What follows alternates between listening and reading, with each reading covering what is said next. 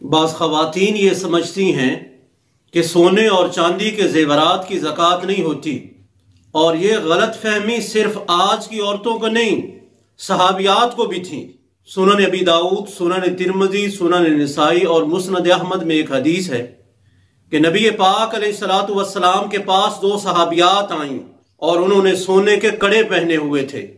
آپ علیہ السلام نے ان سے پوچھا اتودیانی زکاتہ، کیا تم ان کی زکوٰۃ دیتی ہو؟ تو صحابیات نے کہا لا یا رسول اللہ، ہم اس کی زکوٰۃ نہیں دیتی۔ تو نبی پاک علیہ السلام نے ارشاد فرمایا کیا تم پسند کرتی ہو کہ ان سونے کے کڑوں کے بدلے میں اللہ تمہیں جہنم کی آگ کے کڑے پہنائے؟ صحابیات ڈر گئیں اور کہا نہیں یا رسول اللہ، ہم یہ نہیں چاہتی۔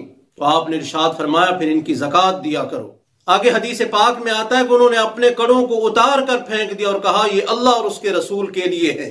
قرآن پاک میں اللہ رب العزت نے ارشاد فرمایا والذین یکنزون الذهب والفضة ولا ينفقونها في سبیل اللہ فبشرهم بعذاب علیم، اور وہ لوگ جو سونے اور چاندی کو جمع کرتے ہیں اور اللہ کے راستے میں خرچ نہیں کرتے، اے نبی ان کو عذاب علیم کی خوشخبری سنا دیجیے۔ یوم یحمى علیہا فی نار جہنم فتکوی بہا جباہہم وجنوبہم وظہورہم ھذا ما کنزتم لانفسکم فذوقوا ما کنتم تکنزون۔ جس دن اس سونے اور چاندی کو جہنم کی آگ میں تپایا جائے گا اور زکوٰۃ ادا نہ کرنے والوں کے چہروں کو، ان کی دونوں سائیڈوں کو اور ان کی پشتوں کو داغا جائے گا اور کہا جائے گا ھذا ما کنزتم لانفسکم، یہ وہ مال ہے جسے تم اپنے لیے ذخیرہ کرتے تھے، فذوقوا ما کنتم تکنزون، لہذا اپنے ذخیرے کا مزہ چکھو۔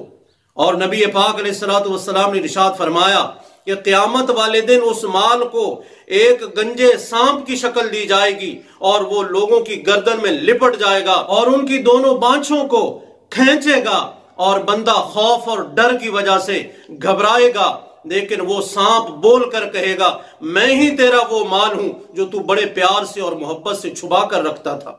جب یہ آیت کریمہ نازل ہوئی تو حضرت ام سلمہ رضی اللہ تعالی عنہا، جنہوں نے سونے کا ایک زیور پہنا ہوا تھا، وہ پریشان ہو گئیں۔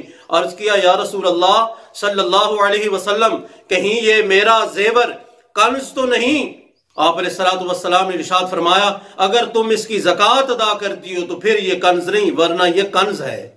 اور صحیح بخاری میں حدیث ہے، حضرت عبداللہ بن مسعود کی بیوی حضرت زینب رضی اللہ عنہ فرماتی ہیں خطبنا رسول اللہ صلی اللہ علیہ وسلم، حضور نے ہمیں خطاب فرمایا، فقال یا معشر النساء تصدقن ولو من حلیجکن، اے عورتوں زکوٰۃ دو اگرچہ تمہیں اپنے زیور میں سے زکوٰۃ دینی پڑے، یعنی اگر الگ سے زکوٰۃ دینے کے وسائل نہ ہوں تو پھر اسی زیور میں سے زکوٰۃ دے دو جو پہننے کے لیے تم نے بنوایا ہوا ہے۔ فقہاء کرام نے مسئلہ لکھا ہے کہ عورت اپنی زکوٰۃ کی خود ذمہ دار ہے، جیسے اپنی نماز، روزے اور حج کی ذمہ دار ہے، ویسے ہی اپنی زکوٰۃ کی ذمہ دار ہے۔ اگر خامد یا کوئی اور رشتہ دار اس کی مرضی سے اپنے پاس سے اس کی زکوٰۃ دے دے تو ادا ہو جائے گی، اور اگر نہ دے تو عورت خود جواب دہ ہوگی، عورت خود ذمہ دار ہوگی۔ اس لیے اے میری ماں اور بہنوں، جو زیور تم نے پہننے کے لیے بنوا کر رکھے ہوئے ہیں ان کی زکوٰۃ دینا بھی تمہارے اوپر فرض اور لازم ہے۔